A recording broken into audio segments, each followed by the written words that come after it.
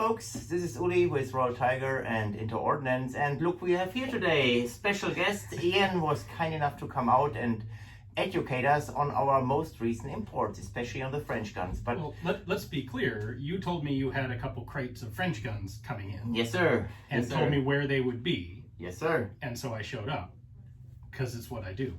Well, and we appreciate it. Thank you so much. And you know, as you all know, Ian is a well of knowledge, and he definitely educated us on certain things, and we totally appreciate it. So, Ian, what do we have in here? You got like everything. That's what's really cool about this continuing importation out of Ethiopia is they just literally had everything.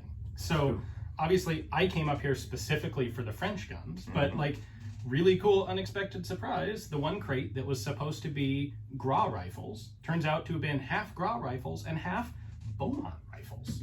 So there's this whole batch of like 100 1871/79 pattern Beaumonts with this really cool Lion of Judah Ethiopian crest on them. And you know what? It's like Beaumonts are out there on the market today, but they're virtually all Beaumont Vitalis that have been updated to the 3-round magazines. Right. Well, Ethiopia never did that. This place is like a time capsule, for better and worse.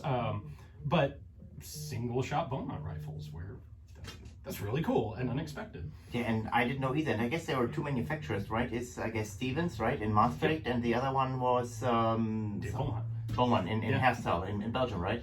I don't remember exactly, and I think this is actually a Stevens one. Yeah, that's a Stevens one. Okay. But it's a small country. They had small shops. There were multiple different shops making Beaumont rifles. Cool. So, Awesome.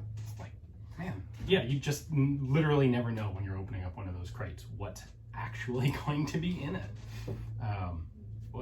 Of course, what I came here for, the French stuff, you got Berthiers, you got Lebels, and an entire crate of Chassepot Gras. Actually, most of them are straight 1874 Gras cavalry carbines, which are really quite scarce in the US. They didn't make very many of them. And here's 100, 200 of them? 200 of them, give or take. So the shortened version for cavalry, brass furniture, no bayonet lug, because cavalry. Most of them are missing their rear sights because the Ethiopians did that on a lot of especially their shorter guns. Right. For whatever reason, and we see it across the board on all of the different patterns, like shortened Lebels, 1895 straight poles. A lot of these guns, the short ones in particular, they just like took the rear sight and off. So, yeah, I was amazed. You know, when I went through the warehouses in Ethiopia, there were a lot of them missing the sights, and I asked the guys, why are the sights missing? And they could only explain it, you know, when the horse riders were on the horses, the sights were somehow in the way, but I'm not sure. It may well be that they had something like cavalry buckets to store the guns in, and the sights got caught on those.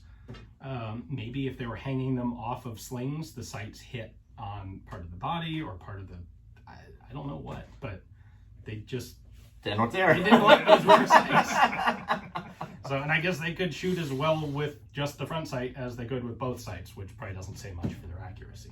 But well, we're glad the guns are here now, and like I said, this Ethiopian warehouses are really a time capsule. I mean, you find everything from flintlocks up to 1980s firearms. So I'm really very proud to have imported all this stuff because I'm a collector myself, and as you and I know, Ian, we both are gun nuts, right? And we like this old stuff, and no, I'm very happy that the stuff is finally here and we make it available to you guys. And I can always say, guys, you cannot expect something brand new out of the box. It's impossible because these guns are 130 years old. But you know what? The history behind these guns, the where they came from, the sources over which third countries they came into Ethiopia, that makes it really interesting history. And on top of that, there's just some very uniquely Ethiopian stuff that we see as well. So like this guy has this really deep, sharp brand, and we saw it. It's not on a lot of guns, but it's more than just a couple. Sure. And it is a mark of Ethiopian police, which is Right. not something that you'll find in surplus firearms anywhere else. A lot of these guns have an AOI on the stock. I don't know if that's at all visible up there. Maybe it will be. That's Italian East Africa, the Italian local colonial troops, whom they equipped with all sorts of obsolete second line guns and stamped them with Army property stamps. And so you've got Vetterlis with AOI stamps, you've got Lebels, you've got Steyrs, you've got Carcanos, everything imaginable. So it really gives you some insight into like what were the Italians doing and what were the Italians issuing in Ethiopia. I think it's fantastic to look at. So, yeah, Ian, thank you so much for coming over, and Shaw, I hope you paid good attention about our Ian's lesson. And sorry, I kind of took over. Not a problem. It's a lot more information than I could provide. So it's very impressive. And Shaw will later on go around and basically take detailed pictures of each gun, so you guys can check them out. And of course, come to our website, check out our website. We will have everything listed in the next week, so you can go on there and pick certain items. And of course, watch Ian's channel, because Ian is a well of knowledge, and we always appreciated you coming out to us and giving us some lessons. Well, I took the opportunity to film a number of videos on some of the really weird oddball stuff. Right. The one-off oddballs that have come out of some of these crates. So that'll be fun to see as well. Awesome. Awesome. Thank you so much, Ian, for coming over. Folks, stay tuned. We appreciate you watching the channel, and God bless America.